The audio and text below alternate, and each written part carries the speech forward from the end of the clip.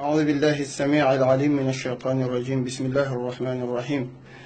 اللهم صل على سيدنا محمد الفاتح لما أغلق والخاتم لما سبق ناصر الحق بالحق والهادي إلى صراطك المستقيم وعلى آله حق قدره ومقداره العظيم. ورضي الله تبارك وتعالى عن تاج العارفين وإمام الصديقين والمتقين سيدنا ومولانا أبا العباس أحمد بن محمد بن سالم التجاني وعن جميع خلفائه عما أهل طريقته. السلام عليكم ورحمة الله وبركاته. mbokki internet yi mbokki jullit yi ñu ngi leen di nuyu di leen ziyaara seen mbokk taalibe Abdoul Aziz Bass ci taxawu sunu tariqa tijaniya moo ñëwaat ak yéen tey di waxtaanee rek mbiru tariqa Seydi Cheikh Ahmad Tijani radiyallahu taala anhu ci période yi nga xamante ne bi tariqa bi moo ngi koy traversé ci ay jafe-jafe ci ay difficulté te muy loo xamante ne bii nag ku ci nekk si ñun am nga ci part de responsabilité te en tant que talibé dinañ ñu si laaj ñun lan lañ ko taxawee woon ak lan lañ si def mu mel ni rek boobu ba léegi ci lañ nekk. waaw boobu ba léegi ñoo ngi si ndawi tariqa bi yëpp fa tabarakallahu ñoo ngi si jàmmarloo ak naxaatekat yi ak imposteurs yi ak dajjal yi te nag lu mu leen jaral rek jaral nañu lu ko ëpp yàlla xam na ko parce que tariqa Seydi Cheikh Ahmad Tijani radiyallahu anhu mooy suñu raison d'être mooy suñu raison de vivre. du coup su jaree laaj suñu bakkan wallahi danañ ko ci joxe si tariqa Seydi Cheikh Ahmad Tijani moo ñu ko jaral. mu ngi mel ni rek jamono la joo xam ne il faut que ñu ràngoo ak en tout cas ful la ci tariqa bi ak fayda ba kenn duñu yàqal. mu mel ni jamono la joo xam ne il faut que liñ naan ashujaa le courage il faut que ñu taalibe yi gën ci góorgóorlu parce que nit ku nekk war nga natt jamono ji ak jamono yonent bi salawatu rabbi wa salaamuhu alayhi wa alihi. est-ce que jamono jooja nga xam ne diine ji yonent bi sallallahu alayhi wa sallam ne woon ne dafa tumuranke bada al islaamu ghariba wa sa yaudu ghariba fa tuuba lil ghuraba. est-ce que tumuranke googa mu tumuranke woon nga xam ne maanaam yonent bi sallallahu alayhi wa sallam di woote yëfër yi di ko saboté naafeq yi bu jihaad jotee du ñu dem. est-ce que ñun jamono jooju suñu ko daje woon est-ce que ñun on aurait le courage d'aller en guerre sainte? loolu lu jara laajte la te loolu li koy wone rek réponse bi yaa ngi koy amee rek ci actes yi ngay posé ci sa diine ak sa tariqa lan la jaral. donc nag l'affaire de la tariqa ça nous concerne nous tous, ça ne nous laisse pas indifférents. Ce que je veux dire par là rek mooy imposteurs yi tel que Seydi Mouhamed El Cheikh ces impostures ne passeront pas incha allahu maulana. lu mu ko jaral nañu ko ñoo ngi fi ànd ak moom fu mu ko àpp nañ fu ko weesu. mu mel ni nag sa descente aux enfers est inévitable boobu ba léegi chaque jour acte bu mu posé ça lui est fatal. du coup mu jàppee diine ji jàppee tariqa bi ay maanaam jàppee ko ay pexe alors que Seydi Cheikh Ahmad Tijani al Maktoum qaddasallahu sirrahu yàgg na di ñu wax ne bëri pexe saf yàllaa ko gën. ñoom sëñ Babacar Si fa tabarakallahu ndeysaan fa ñu toog la ñu toog saf sappi yàlla woote wuñu tourné wuñu propagande wuñu lépp wuyu si leen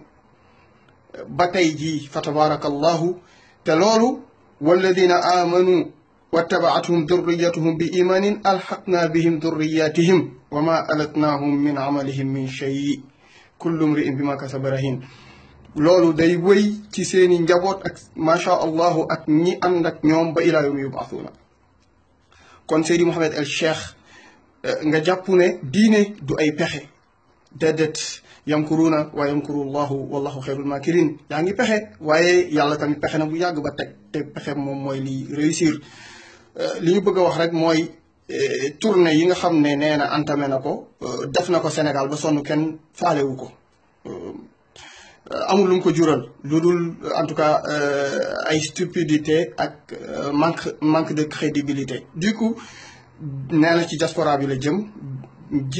jiitoo Maroc ci rawdu Seydi Cheikh Ahmad Tijani radiyallahu taala anhu pour am lu mu marketé boppam pour am lu mu jaayee boppam pour ut fa buzz pour wane ne moom voilà dem na seeti Seydi Cheikh Ahmad Tijani dem seeti Seydi Cheikh Ahmad Tijani du loolu moo lay def taalibi Seydi Cheikh Ahmad Tijani wala def la xalifa Seydi Cheikh Ahmad Tijani radiyallahu anhu bu doon loolu la maam Maodo du ko rate maam Cheikh Omar Fouti radiyallahu anhu du ko rate Cheikh Sidi Aboubacar si radiyallahu anhu du ko rate ñooñu mosuñu dem Fass te yaakaar naa ñooñu fa tabarakallahu ils sont la crème de la tariqa kon lii jaaxaluñu Seydi Mouhamed El Cheikh te nag xam mais on ñi comprendre xam nañ ne Seydina Cheikh radiyallahu anhu moo la fa woowoon rek pour toroxal la parce que bi nga demee gis nañ ne xalifaam wax na d'ailleurs loolu moo gën a tax ñu def vidéo bi digtal leen waxi xalifa Seydi Cheikh Ahmad Tijani bi nga xam ne moo wax muy Cherif Zoubair At-Tijani c'est le digne représentant de Seydi Cheikh Ahmad Tijani radiyallahu anhu c'est le petit-fils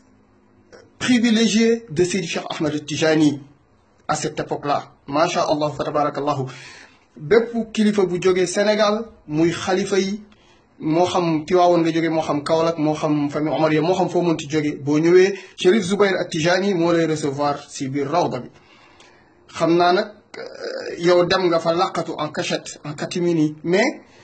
pourtant gis na la te et puis wax na bi mu la gisee xes sentiment bi nga xamante ne bi animé na ko maanaam xam na ni kii du ku baax te firndeel na ko nee na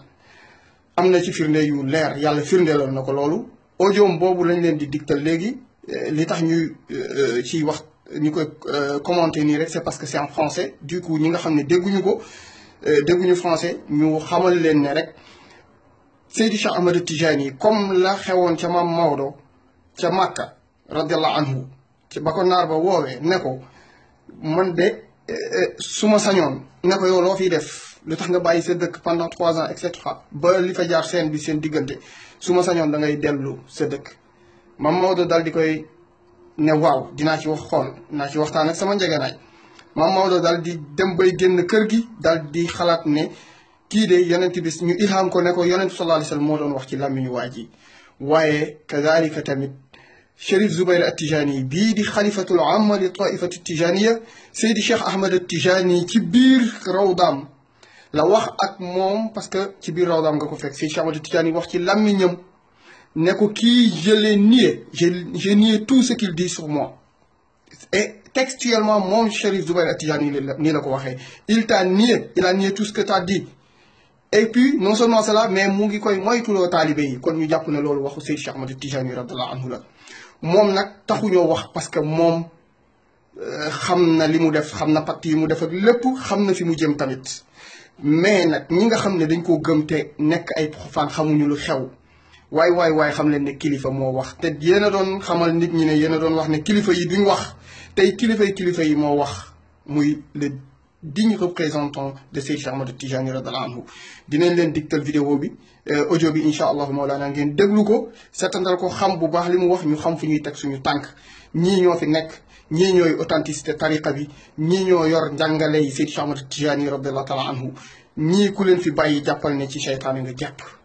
kon nag nañ leen déglu bu baax a baax seen i conseil lii la ñu amoon pour digtal leen xam naa ñu ñëw rek dal di tegal leen audio bi ngeen déglu seen bopp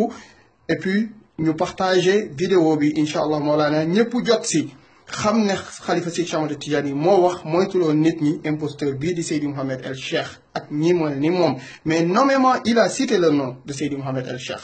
kon nag loolu lañu amoon pour ñëw indi leen aqulu qawli hada wa astaghfirullahu li wa lakum wa li saa'iril muslimin assalaamu alaykum wa rahmatullahi wa barakatuhu bismillahi rahmani rahim wassalatu wassalamu ala mawlana rasulillahi sadiq al-amin. J'ai reçu un message de la part de Idrissa Ka, le président de la fédération des Tijani ici à Fès, m'avertir d'une personne qui s'appelle Mohamed Al-Sheikh, qui prétend être le calife de Seydina Cheikh à travers le monde, qu'il détient beaucoup de choses. Moi, donc, j'ai nié tout ça. Je me rappelle bien qu'il est rentré à la Zawiya ici. J'ai senti quelque chose envers lui, mais Allah a confirmé ce que je sentais. On m'a dit que c'est un arnaqueur, c'est un imposteur. Donc j'avertis tous les frères de faire attention à lui. Et qu'Allah nous renforce dans notre tariqa tijaniya. Nous, on est directement avec Sayyidina Cheikh, on n'a besoin de personne. Assalamu alaikum wa rahmatullahi ta'ala.